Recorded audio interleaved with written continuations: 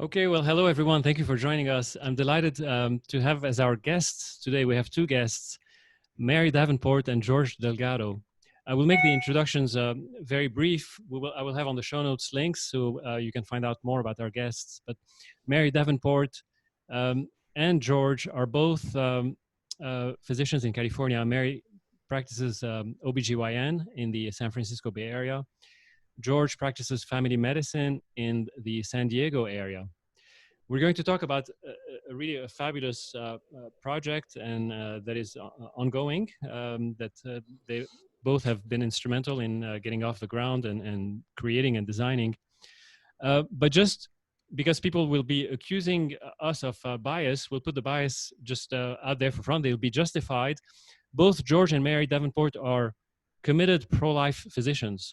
So both of you have dedicated a good portion of your professional life, of your professional lives, to the pro-life cause. And we were going to talk today about a treatment to reverse medical abortions that you've designed and implemented. And we'll try to play the devil's advocate and try to push back on some of the data that you offer and see if there are any holes, or if you're trying to pull a fast one in front of us and so forth. But George and Mary, welcome to the show. Thank you. Mary, why don't we start with the background? Give us the background on medical abortions and the pharmacology and how it was introduced and that sort of thing. Well, it had always been an aim of reproductive scientists and abortion activists to have a simple, easy way to do abortion to replace surgical abortion. Surgical abortions typically require physicians, an operating room, sterile procedure, that kind of thing. And so there was kind of this dream of having just a simple pill or something that would end a pregnancy.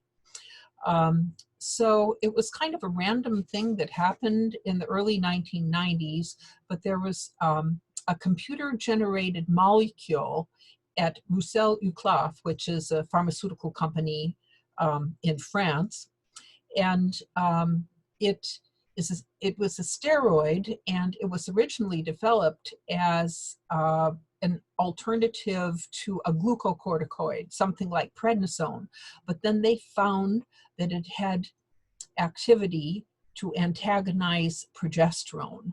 So this was extremely important. People got all excited about this because progesterone, progest means progestation. It's the hormone that sustains the pregnancy. It's the hormone that prepares the uterus for implantation of the embryo, and it rises to very high levels during pregnancy. So from the thinking of the people who wanted to do abortions, a molecule that would antagonize progesterone, would be really desirable. So there was incredible fanfare when this molecule was developed, and it was on the covers of all kinds of magazines and reproductive science and that kind of thing in the early 1990s. And then there was experimentation in earnest in Europe to use it. And so first they tried it on rats. And rats are actually a pretty good model for humans for interrupting pregnancy. And they actually found, there are a lot of analogies from rats to humans, but anyway, early on in Europe, they, in many different centers, actually, in the Netherlands and Germany and France, they had big studies, especially the pharmaceutical company had big studies of hundreds of women. And it was originally intended to be something that was not quite like a morning after pill, but very early pregnancy, 5-6 weeks. And then they started extending it. Now this is weeks from the last menstrual period. In pregnancy, we characterize the number of weeks of pregnancy from a typical last menstrual period of a 28-day or 1-month cycle. So it was meant to be used in very early gestation, as soon as a woman found out she was pregnant. And so they developed protocols. The earlier ones, they were experimenting with many different doses, And they started out with like teeny doses for 5 days in a row, 7 days in a row. And then they finally, for clinical convenience, settled on just like a one-shot deal where they would give a bigger dose all at once. So they arrived at 600 milligrams. And that was sort of all the definitive, that was the main definitive study in the early 1990s. And they found that the results depended on the gestation. So if it were very early at 5, 6, 7 weeks, they would have a higher rate of success than 8 or 9 weeks. Okay. And Mary, that's just, yeah. that's the drug that was at that time known as RU486. Yes, right. It was, okay. Yes, the chemical name now is mifepristone, but it was named RU486 after the experimental molecule from RU Roussel-Uclaf Pharmaceutical Company. And so what they found was for the early gestations, they had about 10% surviving embryos. And then for later, they had about 20% surviving embryos for over 7 weeks. And then, but beside the issue that it was mostly embryocidal, meaning that it killed the embryo and it succeeded in doing an abortion, but it wasn't 100%. It was like 80, 90% for right. the early gestations. We have to recalibrate the thinking, because here when we talk about survival, from their perspective, that's a negative, right? That's a negative. It's a negative. Right. Okay, so. But, leading on to what we were doing later, that's a positive. Okay. But at any rate, the other thing they found was. Is that taking two, sorry, Mary, is that taking two in succession, meaning taking. No, we're just talking about the RU486, the mifepristone. Just taking it one time. Yes, in one shot, right. So if you took the RU486 once, then the natural history was that 80-90%. Yes. Okay. So they also, in addition to it not being 100% killing the embryo, there were some women who had hemorrhages. It didn't completely empty the uterus, and of course, if you want to fulfill this fantasy of a good abortion pill, you want the woman to take the pill and to have a complete abortion and not an incomplete abortion. Okay. So anyway, they had a fairly significant number of incomplete abortions. So in order to solve that dilemma, they needed a second pill. And so the logical second pill to use was a prostaglandin. So prostaglandins are hormones or chemicals that soften the cervix, and then they cause uterine contractions. So if you have the RU486 that's embryocidal, and it works actually on the lining of the uterus. There are a lot of progesterone receptors there, and it affects those receptors, and it detaches actually the pregnancy tissue from the uterus and causes hemorrhage. That's the way it works. It doesn't directly attack the embryo. It's sort of more the lining of the uterus. So you take the RU486, and then the prostaglandin works best if it's used 1 to 2 days later. And so they developed a regimen. They kind of got it down in Europe in these experimental studies in France, UK, some of them Scotland, where they would get up to 90-95% over the course of a couple days. Women would have a successful complete abortion. Now, what's interesting about the clinical circumstances where they did these abortions was they were very well supervised. They, in the UK, as an alternative to the DNC, the regular suction abortion, these women were hospitalized. In France, but for the whole duration of their medical abortion, which took 2 days. In France, they have abortion specialists and abortion clinics. It's not just your general practitioner or OBGYN that does abortions. They had these dedicated abortion centers. So the women would go in there and take the first pill. They wouldn't stay overnight, but they'd stay there for several hours. A small number would abort that first day, the real early ones, and then the next day they would come back.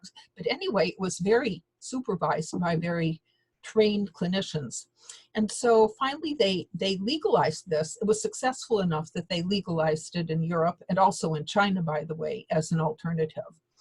And there was actually an enormous fight in the United States, and this drug was kept out of the United States by pro-life activists until 2001.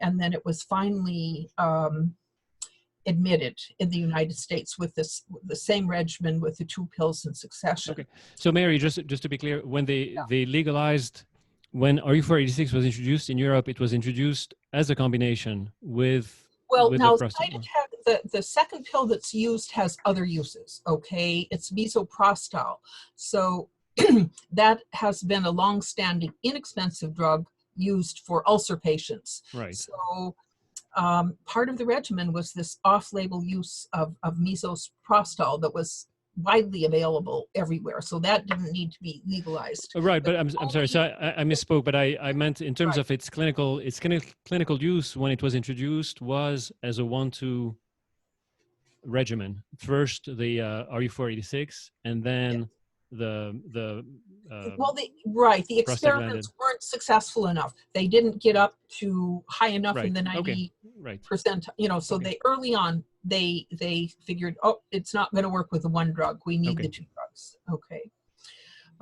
So it's interesting, but parallel to these developments in Europe, the thinking in the United States was different, because we have activists here that kind of believed in this, I don't know whether to call it a myth or ideology, but like the abortion pill and do-it-yourself abortion, and women should have control, and really demedicalizing abortion, okay? Because in Europe, they would take the first pill under supervision, they would come back to the clinic, get the second pill under supervision. In the United States, early on, they started protocols taking the second pill at home. In the United States, in Europe, and the original protocols, the doctors that administered the abortion pill had to have surgical privileges. They needed to have a hospital within an hour, just kind of a lot of safety features. They needed to have an ultrasound. And a lot of this was really, really omitted in the newer protocols. They were called the population research protocols or evidence-based protocols, but they kind of stripped away all of these safety features. Mm-hmm. So there were small studies that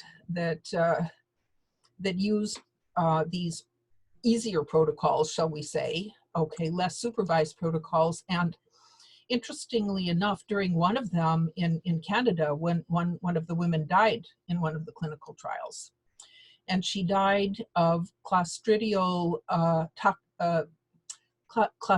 toxin, not bacterial septic shock, but toxic shock.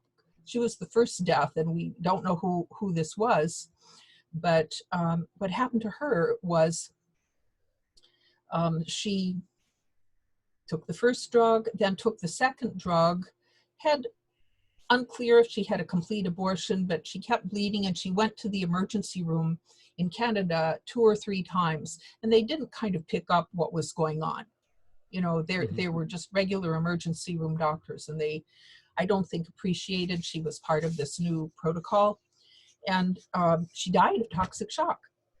And that shut down RU486 in Canada. And they didn't have medical abortion until about 2 years ago. Oh, wow. Okay. Yeah. I mean, it had a big effect. In those days, how far out, or maybe still, how far out in pregnancy would they use it? It was originally approved for up to 49 days, 7 weeks. But early on in these kind of do-it-yourself easy protocols, they extended to 9 weeks, and then even 10 weeks. And there is a big debate in the abortion community. Should it be extended to 10 weeks? Because you do get more survivors after that. Mm-hmm. And that's unpleasant for everybody. I mean, not for us, okay, but if you're an abortion doctor, that's an undesirable outcome. So at any rate, these protocols were introduced to the United States, And Planned Parenthood picked them up. And very, very soon after legalization, bing, bing, bing, we had 4 deaths of young women in California. And they were very, very similar circumstances where women took the pills, got ill, had some bleeding, went to the emergency room. There was one woman in Southern California who, she was a teacher, and see, the myth of it, that this is so easy, it's safe, you're going to take the pill, you'll be fine, you can go home. So she thought she was done. And then she went to Las Vegas gambling with her friends. Mm-hmm. And then she kind of felt ill that night. And then they tried to get her up the next day, and she didn't wake up, and called an ambulance, and she died in the hospital in Las Vegas. And then in the meantime, 3 other women died. One of them is famous, Holly, I'm forgetting her name, but her father published a lot of information about her death and went on a crusade about how medical abortion was unsafe. But at any rate, there were these 4 deaths in California. And the CDC came in, they exhumed the body of this woman that died in the Las Vegas hotel and did autopsies on all of them. And they found that the common element was Clostridia and Clostridia toxin. And that changed the protocol somewhat, because what they had been doing then, the early misoprostol to start the contractions was given orally, but then they had, in the do-it-yourself home protocols, use the prostaglandin vaginally, and that was thought to be a contributing factor to why they got the clostridial sepsis in some way. And so in reaction to that, then the more current regimens don't use vaginal. Now the vaginal is more successful at getting you can do later abortions and more complete abortions, but more infection. So now what's done, instead of swallowing the pill, is sublingual or buccal, just kind of sucking on the misoprostol in your mouth for the second pill. And that seems to work, but then avoid the problem with the vaginal misoprostol. And the other thing that has been done kind of early on was in Europe, they use 600 milligrams of mifepristone. And actually, mifepristone is now made in China. There was a big, they stopped making it at Roussel-Youclauf in France. There were tons of protests all over the world about that. They were going to try to make it in the USA. There were a lot of protests about that, so they made it in China.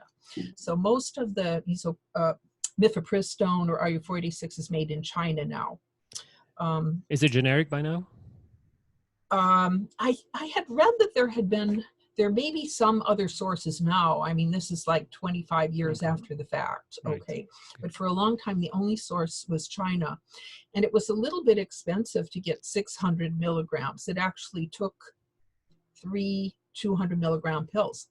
And it was expensive. It was expensive enough that in the abortion clinics, when a woman is going to take the mifepristone, it's under direct observation. And so, the clinician will look at her until she takes it. And actually, some of our patients that have felt pressured and wanted to get out of it felt kind of forced, that they were coerced into taking it, because the doctor would just stand right there and, make her finish all the pills when she was still kind of undecided about it or ambivalent. But anyway, so the point about China is the drug was expensive, and they changed the dose from 3 200 milligram pills. And so the current regimen that we use in the United States is 1 200 milligram mifepristone dose. And then also the dose of misoprostol has been raised somewhat, because that succeeds more in getting complete abortions. So it's been sort of standard for quite a while. The success, or quote unquote success rate with the 200 milligram dose, Well, the thing that yeah. made up for it is the misoprostol. Okay. Okay.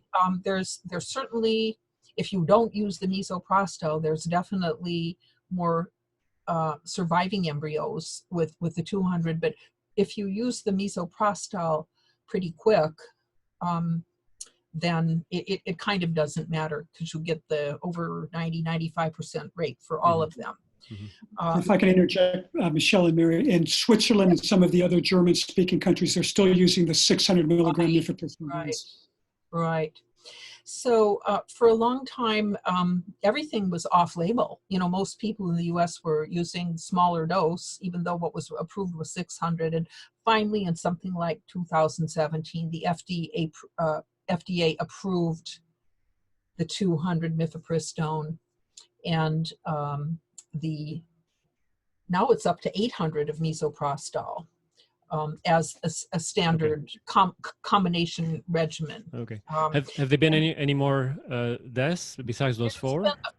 There have been a few. Like in the world, there's been a few dozen.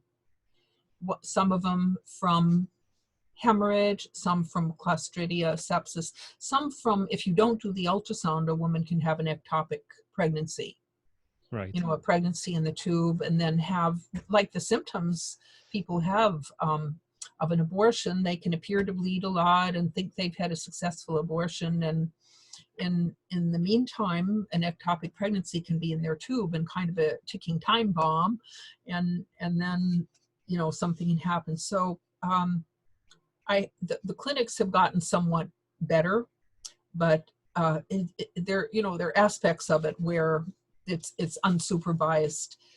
There have been a number of women in a number of women's magazines who have written about the experience of medical abortion. It's not terribly pleasant. I mean, it can go on for a long time. The bleeding can go on for a long time. There can be a lot of cramping. That high misoprostol dose causes nausea and vomiting a lot. So it's not that it's not that easy for everyone. Nonetheless, it's becoming more and more a predominant method of abortion. Okay. In Europe, in Scandinavia, 90% of the abortions are medical abortions by the pill rather than surgical. In the U.S., there's been more and more. I think it's something like 30 or 40% right now. It's interesting, but some countries have never thought it was safe and haven't gone over to medical abortion. For example, I believe in the Netherlands, they don't do it. They don't do medical abortion. They didn't in Canada until 2 years ago. In Japan, some of it has to do with cartels of abortion doctors that are used to their own methods. And then from the point of view of an abortion physician, they'd rather have it over and done with, right, than having a woman out there with the potential to hemorrhage or have an infection or something like that. But it's getting more and more common, and then introduced to developing countries.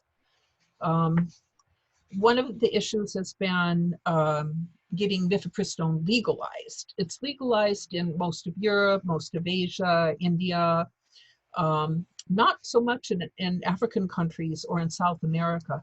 But the thing is, misoprostol is legal everywhere. So there have been regimens, and by big population control, reproductive NGOs that have developed protocols for misoprostol all by itself, and that can work pretty well. And the most predominant method now of illegal abortion in the world is misoprostol all by itself, because it's easily obtainable and you can just get it in markets in a lot of places. And this is what people will use now. Okay. Is there any, before we close, is there any other potential medical use of mifepristone besides abortion? Rarely. There's a couple. Oh darn. Yeah, there's a brand name called Corlin, which is it's a 600 milligram tablet that's approved for Cushing syndrome. So it's FDA. That's right. Okay. But that's about it. I don't think it's used very much. Okay. But. Okay. Thank you. Anything else, Mary, about the background? No, that's sort of where where we're at and how we got here. Okay. Okay. Widely used, more in Right. Europe than here. Right. George, what I think you tell us your story or how you got into it. Well, it was back in 2009 when I was working in my office, and I got a phone call from a sidewalk counselor by the name of Terry Palmquist, who was in Bakersfield, California. And she had a woman on the phone, on her cell phone from El Paso, Texas, who had taken mifepristone and changed her mind and wanted a second chance at choice. And so Terry was asking me, is there anything I can do to help her? So I paused and I said, well, I've never heard of anyone trying to stop a medical abortion, but let me give it some thought. And I knew how mifepristone works because I'd studied it like Mary had from the time it was going through all the trials early on in Europe. It had made such a splash here in the US that I was very interested in. I knew exactly how it worked. It was a progesterone receptor antagonist.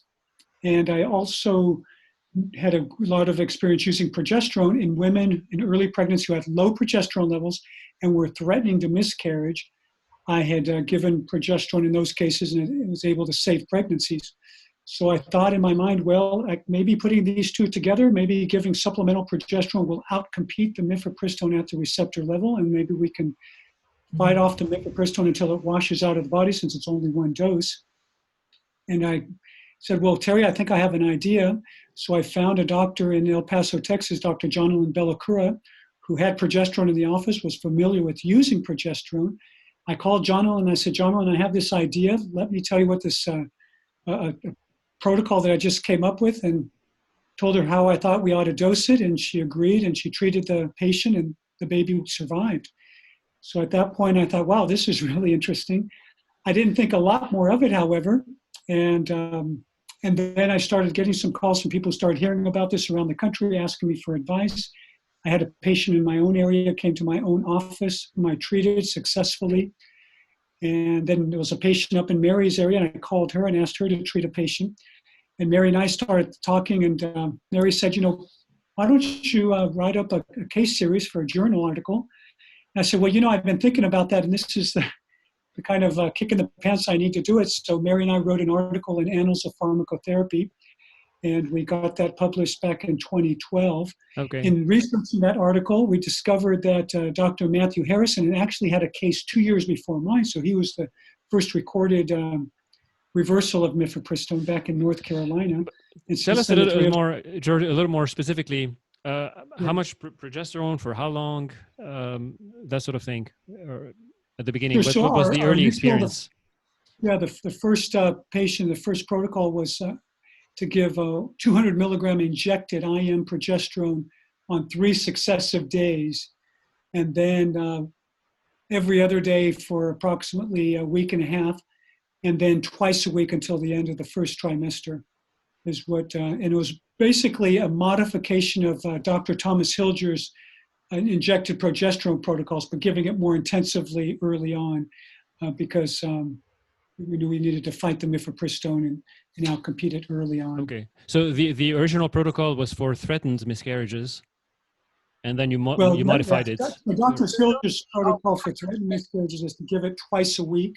Okay.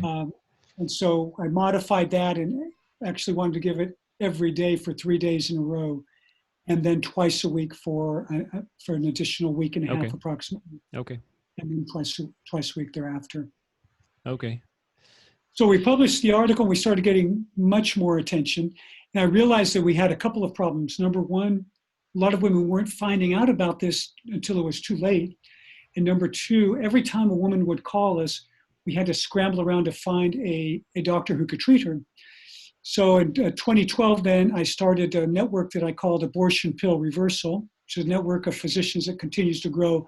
It's now called Abortion Pill Rescue, and it's run by Heartbeat International. There are now over 600 doctors in that network, as well as probably 150 clinics and pregnancy help centers that are in that network. But back then, we just started with a handful. I also knew that we needed to get women this information more quickly and get connected with them more quickly. So we started a website, abortionpillreversal.com, as well as a 24/7 hotline. Hmm. And so that has grown and has continued. And now the network is called Abortion Pill Rescue, like I mentioned, and Heartbeat International is handling all that.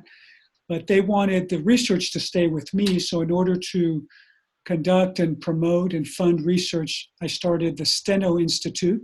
Mary and Dr. Harrison are both on the board of directors. It's a nonprofit research institute that now is promoting abortion pill reversal awareness, as well as promoting research. And our last article, which was published in 2018, was a large case review of over 250 successful reversals.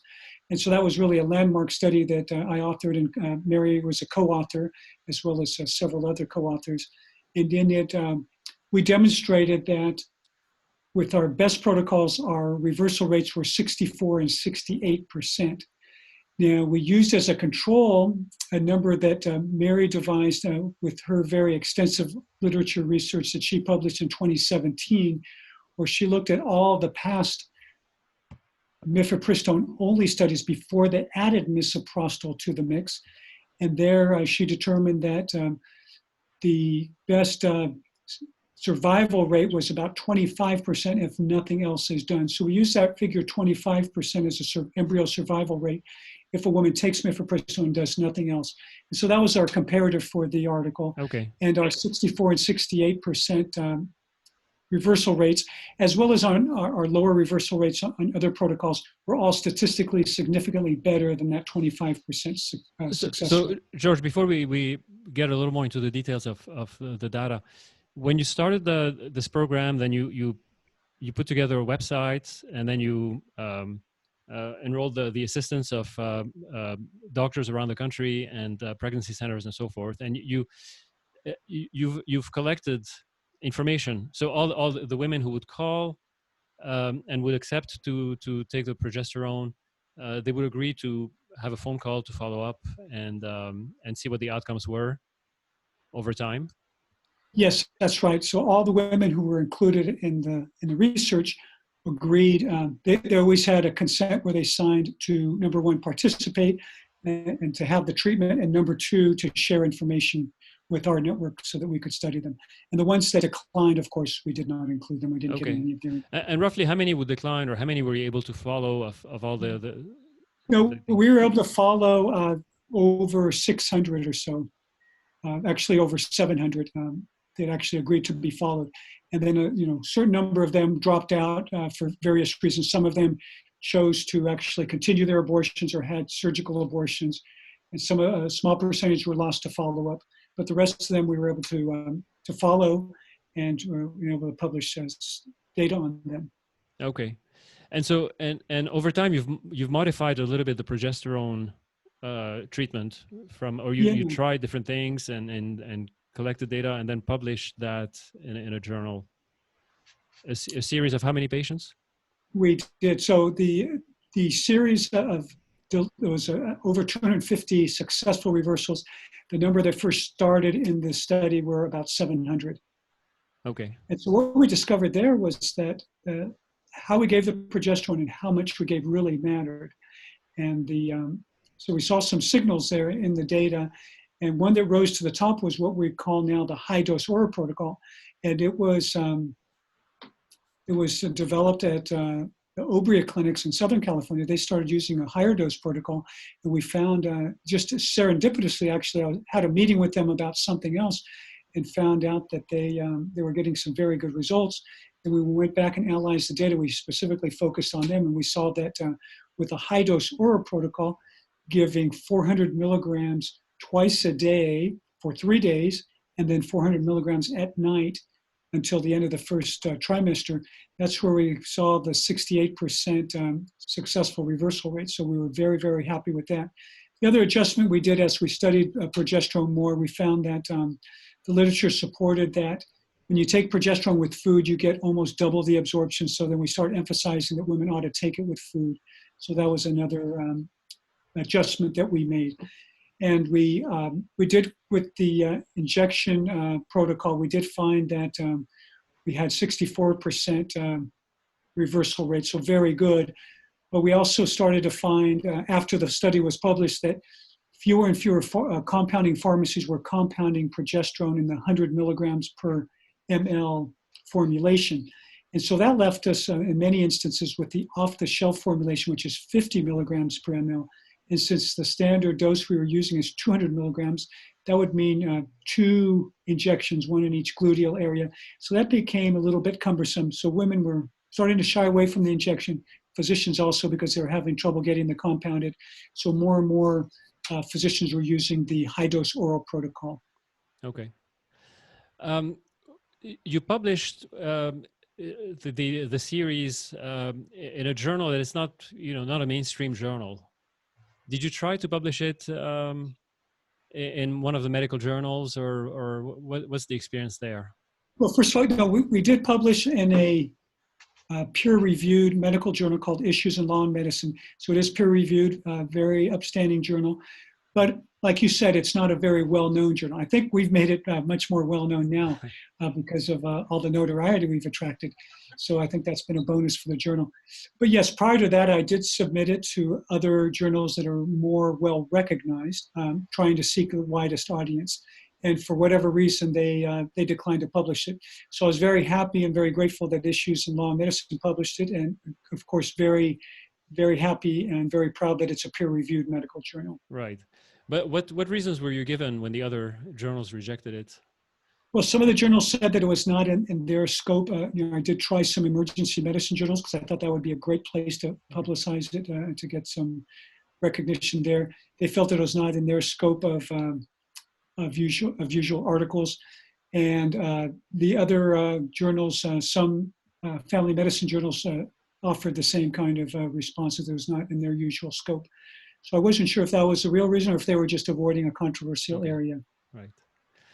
Have you had any complications?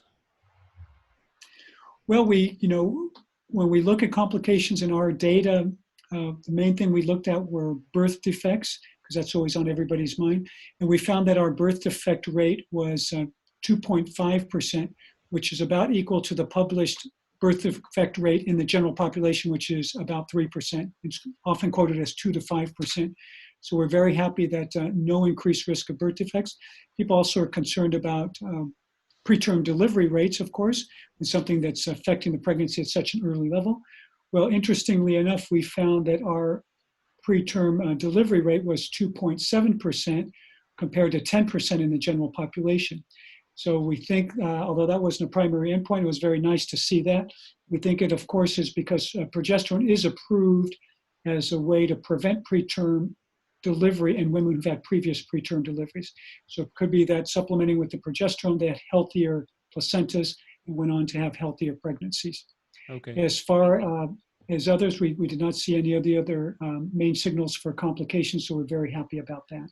So the women that actually go on to lose their the embryo, it's not a more difficult abortion, or not more hemorrhage or anything like that, or that? No, we did not no see that they that. had substantially more hemorrhage or more complications or infections, anything like that. Okay. So what was the reaction after the publication of your series? So you could say we kind of had a bimodal reaction. So those people who are more pro-life oriented were very excited about this. We got a lot of encouragement, a lot of congratulatory messages, a lot of excitement of people wanting to implement these protocols in their clinics and their practices. And we saw that the number of physicians in our network grew very significantly and continues to grow. We also saw an increased number of phone calls to the hotline, and especially increasing now as time goes on. Okay. On the other side of the spectrum, we saw that people who are pro-abortion were attacking us right out of the gate, almost out of hand, without seriously considering the data and without really giving us a very careful consideration. So they were publishing and spreading falsehoods, saying that, first of all, that they were saying that, well, mifepristone is not that effective, and they were exaggerating the previous data that Mary carefully analyzed in her article. And they were saying that they were lying about the data and saying that, well, 40% or 50% of the time, mifepristone doesn't work anyway. So if you do nothing, 40 to 50% of the time, you'll get 70%. successful Some of them said 50 to 70%. Yeah, Right. exactly. Survival. That was some of them. Yes. So they're really lying about it because if you look at the data, and Mary went through this very carefully, with 25% of the time the embryo will survive, but an incomplete miscarriage is 20 to 40% of the time, actually, in most of the studies. An incomplete miscarriage or incomplete abortion does not imply embryo survival. It only means that the contents of the uterus were not completely empty. Okay. And so with Mary's article, we really answered that, and really they no longer make those false claims, fortunately. The next thing they said was that, well, reversal is not successful. It doesn't work. And of course, our data completely contradict that. And of course it works. It's biologic logic because, first of all, the reason why they use mifepristone for medical abortion is because it's a progesterone receptor antagonist. And anytime you have an antagonist and an agonist, the one that has the highest concentration is going to win. And so that's just biologic logic.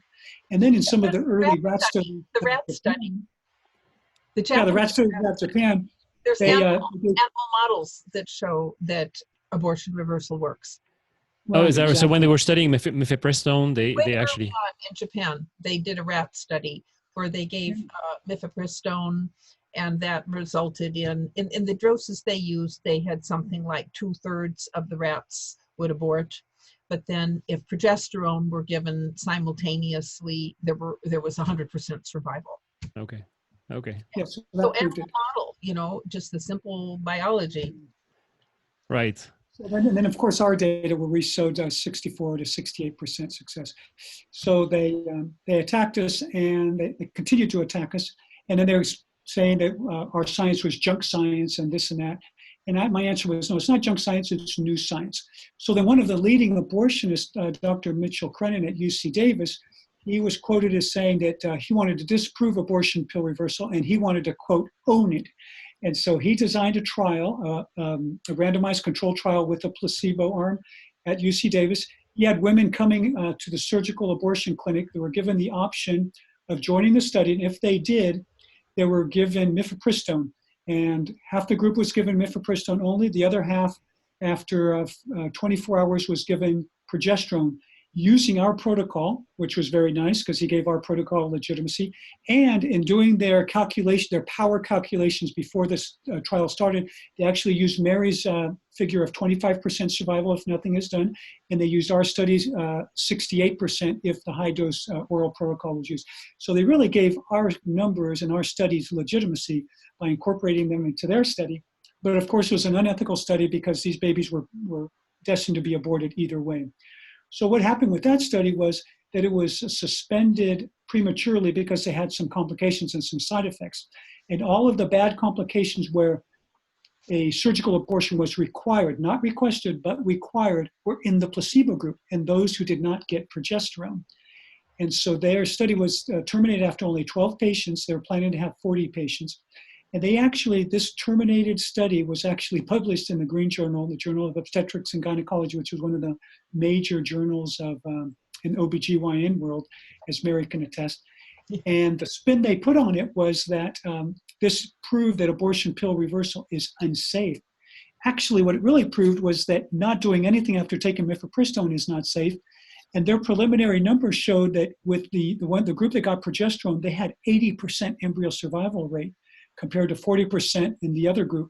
So even though these numbers are not statistically significant, they're small numbers, these data do actually point in our direction and point to support that abortion pill reversal is, number one, safe, and number two, it's effective.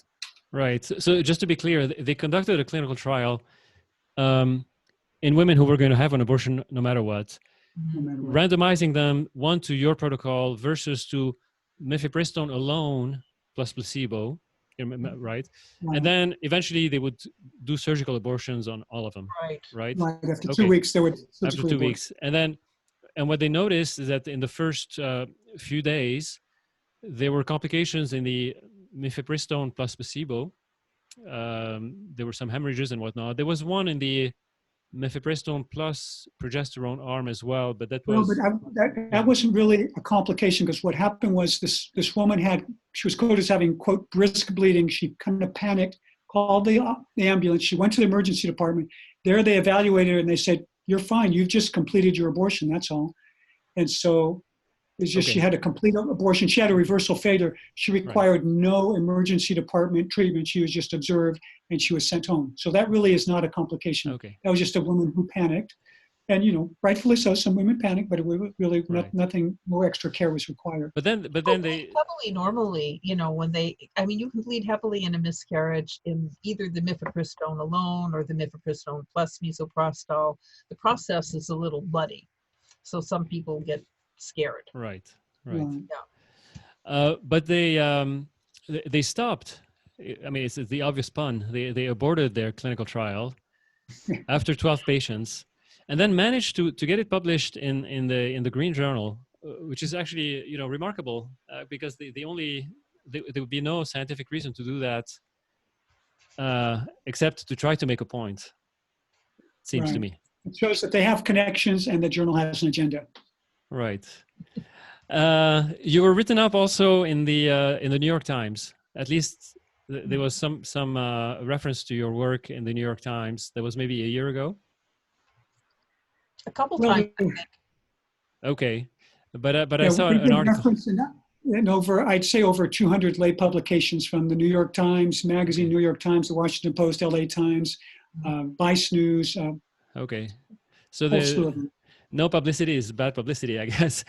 But a claim that is made has to do with the regret, the treatment of these women, and whether they, how many of them actually do change their mind, whether it's really a minuscule portion of women who have regrets, and whether it's sort of ethical to intervene in a situation like this when they've made a decision. You take advantage maybe of their ambivalence and that sort of thing. So what's your answer to that? Well, our answer is that we never force anybody to try to attempt to reverse their medical abortions, and we don't go out and seek them. We don't recruit them. They come to us. They call the hotline and they say, "Hey, I changed my mind," and then they get a very in-depth, informed consent discussion, first by a nurse and then by a physician. And at any point along the way, they have the opportunity to change back. And so to say that we're forcing anybody really is disingenuous. And I would say to them, if you truly believe in choice, why don't you believe in a second choice? And why do you limit women to, once they've made their first choice, to stick to it?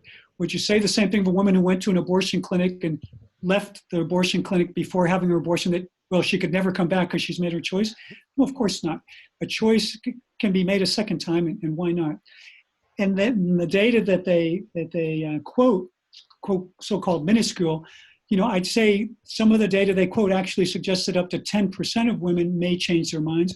And if you look at more longitudinal data by less biased researchers like Priscilla Coleman, you see that up to 50% of women probably have a lot of ambivalence and probably have a lot of second thoughts. And so I think the number is probably much higher than they're willing to admit. And even if it were only 10% of the women, that would still be 30 to 40,000 women a year in the United States, because we probably have 300 to 400,000 medical abortions here every year. So 30 to 40,000 women is not an insignificant number. So why not give those women a second chance at choice? Right. There's also the issue of coercion. It's hard to get numbers on this, but there's a certain number of women who are coerced into abortion by their partners, by their parents, etc. And it kind of gives them an opportunity to get out of that decision that might have not been their decision in the first place. Right. On that note, what do you say? There's some. So on the pro-life side, people have jumped on the bandwagon and tried to pass laws to compel abortion clinics to make the women aware that there's this reversal. What's the status on that, and what's your opinion about that? Mary, you want to comment on this? Or? Well, it was interesting. Very soon after we wrote the first article that was on 7 patients, the Arizona legislature passed a bill to require abortion clinics to give this information to women. And we believe in our protocol, but it was a little bit ill-timed because at that point early on, there was not the research to support it. So that it did create some problems.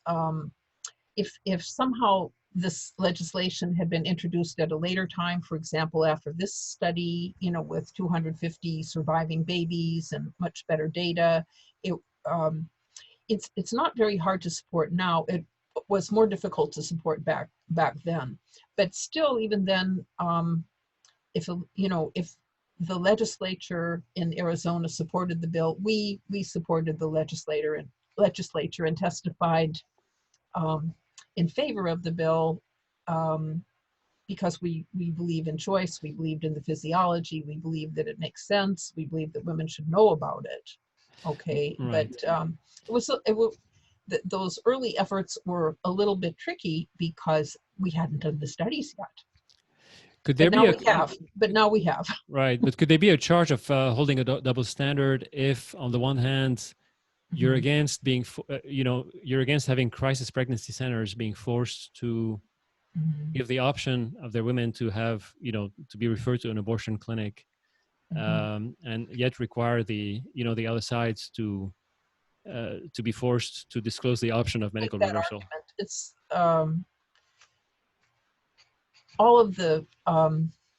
all legislation on informed consent is like that, because physicians have different opinions on breast cancer procedures, on all kinds of stuff, so right. I think it's tricky. However, this is life and death. So if there's if there's legislation where the people of a certain state think that this is information women should have, I would support those laws. But it is a little bit tricky because in our state, it's completely different politics, and they want to force crisis pregnancy centers to give referrals that are against their ethics. So at any rate, I think it's a tricky subject. Yeah, and I have to agree with Mary. You enter this area with much trepidation. Yeah. And I think in general, the fewer the laws that dictate what physicians say, the better, because there are always unforeseen consequences. However, this was an area where clearly the abortion center workers have had and have been lying to these patients. We have numerous instances of when people call their hotline, they told them that they've lied, that they call. First, often they call the abortion center first, and they say, hey, I want to reverse this. And they lie to them. They say, number one, you can't do it. There's no proof that you can do it. And number two, your baby's sure to have birth defects. And those are total lies, because we've disproved that. We've shown that it's, number one, it's just safe. Other literature has disproved that too. Before we did our study, there was an article from France by Bernard about European abortion, following several hundred women that just didn't bother to go through. They didn't bother to go through with a second abortion pill, so they were sort of a natural control, and 20% of those babies survived, and they didn't have a higher rate of birth defects. So ours isn't the only information. Well, I think in general, education is always the best way. But when these people are lying and not presenting the medical evidence, I think the state legislators have no choice but then to pass laws to protect their constituents. And I think in those cases, you have to do that.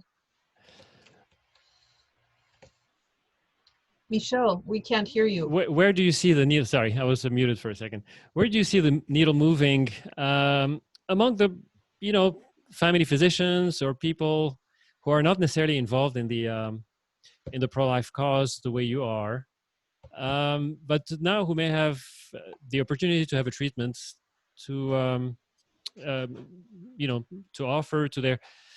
I'm not involved that much. I mean, I'm part of the network. I've been privileged to reverse a couple of pregnancies, but I don't know exactly. Right now, is the abortion business so segregated and specialized that your typical physician is really out of the loop when that, as far as that's concerned? There's been an effort in abortion to mainstream abortion. You know, they would say it's no more difficult than pulling a tooth. You should be able to have an abortion anywhere. You should be able to go to your community clinic, just take an abortion pill. They had all these surveys. What do internal medicine doctors think about providing abortions? And then certainly moving nurse practitioners, midwives, all, you know, the non-physician health providers into this. I don't think there's been a big uptake in abortion provision among non-OBGYN people, and now certainly some family medicine doctors provide abortion. They do women's health services and do that as part of you know, their practice. But I think in the people providing abortion reversal, I think we find a broader range of physicians and that are just more motivated by helping the women who want to reverse this decision, which is a bad decision for them. And it's quite amazing being around a woman who's changing her mind about abortion. And so typically for me, if I see a woman who wants to reverse abortion, I try to see them right away in my office, and I have an ultrasound there, and then we look at the pregnancy, we look at the baby, we see a heartbeat, and it's sort of before my eyes, you know, in 30 minutes or so, she's changing from wanting to abort her baby to becoming a mother and identifying with her baby and wanting to care for her baby. And all of a sudden she gets really, really concerned. You know, is it going to work? Are we, you know, and we assure her we'll do everything and try really hard and, you know, support her and follow her up. And it's just quite amazing to see the shift and the mindset when she begins to see that, yes, she can carry the pregnancy. Yes, she can be a mother. You know, it's possible, whereas it had seemed so difficult, you know, just maybe a day before or hours before. It's quite amazing. And most people who do this work in abortion pill reversal, a lot of people say it's the most amazing thing they do, or the most fun part of medicine, or the most rewarding part of medicine, actually. You know, it's really remarkable. And again, I mean, I received a text message from. It so happened that just a few weeks ago, I was able to reverse a case, and she's now about you know, at the end of her third trimester. She was giving me an update because she was going to come off the progesterone. First of all, if a cardiologist can do this, yes, believe me, anybody can. Anybody can. You know, a psychiatrist, a pathologist, even a radiologist should be able to do this. Number two, indeed, I mean, it's really a joyful occasion. It's really quite simple. I mean, of course, I mean, all I had to do was initiate the process and then turn her over to, you know, an OBGYN who would be willing to take care of her. But if you mentioned the numbers, you said 300,000 medical abortions per year or so? In the U.S., there are about 900,000 to 1 million abortions a year, and the safe estimate is that 35 to 45% of those are medical abortions. Okay. And, you know. And it's growing. It keeps growing in the U.S. Right. It keeps growing. It keeps growing. We're now, of course, you know, as you said, I mean, not, you said maybe 10%, possibly more if they were more aware of regrets or changes of mind. So we're looking at a possibility of at least 40,000 potential pregnancies. Let's say 50% success rate to be conservative, right? Not, you know, it might be more, it might be 68% like in your series, but let's say 50. I mean, this is a significant number of lives that are really safe, because otherwise the destiny, it's 100% mortality, right? To not intervene is 100% mortality. And, you know, it's amazing to me that we spend so much time, so much research on very expensive medications that might you know, where we do clinical trials in cardiology or in oncology, enrolling thousands of patients to show a difference of 2% or 3% benefit, right? Anyways, it's really remarkable. Anish, do you have any what's your reaction? I mean, we're all biased here. The three of us are really. what are your thoughts? I'm most interested by the politics of it and how the politics seem to affect the medical part of it. So it seems it's why do you why do you folks think that of the vast number of folks that are going through abortions? Do you have any thoughts as to why such a small fraction are uncertain about it? Well, I actually think a larger percentage are uncertain about it. I think there's a lot of indecision and it goes along with it. But I think the studies that have looked at it have been biased in how they ask the questions. And so there's also a defense mechanism of denial, of course. And I think the way they've asked the questions in those studies has played into that denial. And so that's why the studies don't reveal the number that I think do have a lot of conflict going on. Right. Is it our role in these is it our role in these difficult places where people have very different backgrounds? Certainly people may have very different faiths, have been raised very differently. How does one separate out our own biases from that conversation, or do you think that's something we should try to do? Or because obviously obviously the biases of the physician are somehow kind of translated into that conversation, correct? So the way I think it's a mistake to say that we can erase our biases, and I don't think we can. I think we have to be as transparent about our biases and always present all the options. And we do that, for example, on the hotline. We give them the option and we tell them we think this is a good thing. We tell them why, but it's ultimately their choice. So they know our bias and they should know our bias. But I think on the other side, they don't. They say that they're unbiased, but really when you talk to these women who go to the clinics, they're really often pushed into the corner of abortion. There was one woman who was given the pill and she was so conflicted that she was squeezing the pill in her hand and she wouldn't swallow it. And the doctor was right in front of her and said, look, you have to swallow that pill. It's going to melt in your hand and it's very expensive.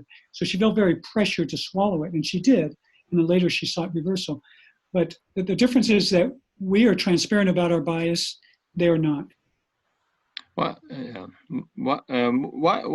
is it so? Why does this decision need to be imbued by so much certainty, do you think? I think because we were all hardwired, as particularly women are hardwired to nurture their young. And pregnancy is a very complex physiological process that involves a lot of psychological effects. And so that hardwiring is that they're going to do whatever it takes to protect their children, including their unborn children. So when they go against that hardwiring, it's a huge psychological conflict. Yeah. I mean, I think it's really important for physicians and doctors in training to kind of be exposed to all these different viewpoints, because it's a little unfortunate that we don't have a kind of panoply of views to kind of and you don't think the New England Journal of Medicine and Anish will put an editorial to advertise what Dr. Delgado and Davenport are doing? Yeah, that's the unfortunate part. It feels like you almost get the sense that this is this hush hush thing that needs to be kind of kept in some backroom closet, and I don't quite understand why I don't quite have a great understanding. Medicine is pro-abortion. It's very What's that? Medicine is pro-abortion. Why is that? The elite levels of mainstream medicine. You can't succeed at the high levels of OBGYN and be a pro-life person. Yeah. Why is that? Medicine, like what why like why? Interesting question. Yeah. I don't quite understand the power politics of that. It didn't used to be like that. There used to be, back in the day, in the 60s and 70s, maybe more gentlemanly tolerance, shall we say, of different points of view. And that's slowly been erased. Yeah, it is interesting because, of course, people with a more pro-life have been shut out. It is incredibly. It is somewhat interesting that as more and more women have poured into medicine, right? There are more women now that are graduating as medical doctors than there are men. Do you think that has shifted the conversation? It's that you know, if Well, yeah, no, some of yeah. it is there's been deliberate medical politics. I mean, if someone is a pro-life person, an overtly Catholic person, that kind of thing, they can be kept out of medical school. They're kept out of OBGYN residencies. There's been prejudice against them. This has gone on for 3 or 4, since the 80s. I mean, this was apparent some time ago. That so you would say deliberate exclusion of people with a pro-life point of view. They're very overt ideas that someone who is pro-life or believes in Hippocratic medicine should not be an OBGYN because they won't want to provide the full range of services. Now, there's no concern at all that there's a huge percentage of the population that might really want to have a pro-life doctor, or a doctor who, maybe shares their ethical opinions about unborn life, something like that. So there's been systematic and deliberate exclusion for, quite a long time. And that's partly why you find, that's partly why it's sort of hush-hush, because you might get fired or lose a job or something like that. If you're a pro-life doctor in OBGYN, in some circles, you have to be somewhat quiet about what you believe. And for sure, if you're a medical student, or potentially want to go to medical student or want to be in a residency, there's kind of different strategies, but definitely one of the things you do is you conceal an evangelical Christian background, a Catholic background, any pro-life activity. Sometimes, not everybody would. Some people would put that right out there on their resume, but with more strategic thinking, and it just depends on their goals. But in counseling students, and what do they do, to get into medical school? They're told to hide it by a lot of people. Okay. At the same time, Mary, the country is shifting. It seems to be that more people are pro-life. Hard to say, but sort of, yes. Mm-hmm. Right. But you think it's the interests now are too entrenched in medical academia to allow for that to be reflected in the faculty? I can't say. We keep trying. All right. What I would say though is that I think medicine is lagging behind society is really what's happening, because just like in Nazi Germany, where you didn't get the death camps until the medical profession bought into it and it became medicalized killing. The same thing has happened here in the United States with both abortion and with euthanasia and physician-assisted suicide, is that the medical profession has had to buy into it. The medical profession fully bought into abortion for the most part, as far as the mainstream and the controlling parts of it. And it'll only drift back to the pro-life way if society goes much more pro-life. I think medicine will follow society. Because what happens in medicine is that you had an adoption of a relativistic and utilitarian ethic instead of a traditional Aristotelian ethics, where there was a look at the ethics of it, and there was absolute good and absolute evil. And life was good, preserving life was good, alleviating symptoms was good. But now it's become utilitarian, and where control is good, so controlling your destiny and controlling about your body is much more important, and that then allows one to justify the killing of the unborn or the killing of the elderly who no longer are useful. And so it's that ethic that has allowed good to be promoted as evil, and so the good that we're doing is promoted as evil, and the evil killing is promoted as a great good. And that's one of the reasons why I feel strongly that we've been attacked so vigorously, is because if there's a notion that women want to reverse their medical abortions, then that supports the notion that, well, maybe abortion isn't the great good that they say it is, because if it was such a great good, why would any woman change her mind? And so that, to me, is why they're attacking us so vigorously. George, how big is the network now of physicians who can respond to these so there are calls? Over 600, probably about 700 physicians now. Oh. And as far as documented reversals, we're up over 1,000 documented reversals. Okay. Are you looking? And we've had reversals in more than 13 foreign countries. There's an Australian network that's on its own. There's a network that's going to be starting in Ireland and one in Switzerland. And also there's already a network in Russia. So right. In the U.S., are you? What do you think is more limiting? Is it the availability of doctors in the network, or is it just the awareness? You know, raising awareness among. I think it's more the women? awareness. So we have doctors in all over the country, and our goal is to have more, of course. But it's more the awareness that's limiting right now. We're still seeing growth in number of phone calls every month, but I think the awareness still has to grow, and that's one of our main objectives: is increasing awareness. Okay. Where can people follow you? Do you have a website or? So stenoinstitute.org, STENO institute.org. So that's for the research. That's for the research, and then for the network, abortionpillrescue.com. Okay, very good. Any last words, Mary? You're part of a OBGYN, a group of pro-life OBGYN that, you know, maybe Yes. people in the audience are not aware of. I was on the board of the pro-life OBGYNs. I was president of the pro-life OBGYNs a few years ago. And so this is a several hundred member group. And as soon as we found out about the existence of a few cases, the pro-life OBGYNs jumped on board and endorsed this. And yeah, so I'm proud, you know, that our organization has supported. What's the name of it and the URL of the website? APLOG, the American Association of Pro-Life OBGYNs. It was Okay. founded at the same time as Roe v. Wade. Okay. Yeah. Well, that's thank you both. A fascinating, not just fascinating. I mean, it's a life-saving, you know, endeavor. It's really, we can't thank you enough. And I'm sure a lot of adults will be thanking you years from now when they're aware of what's happened to them.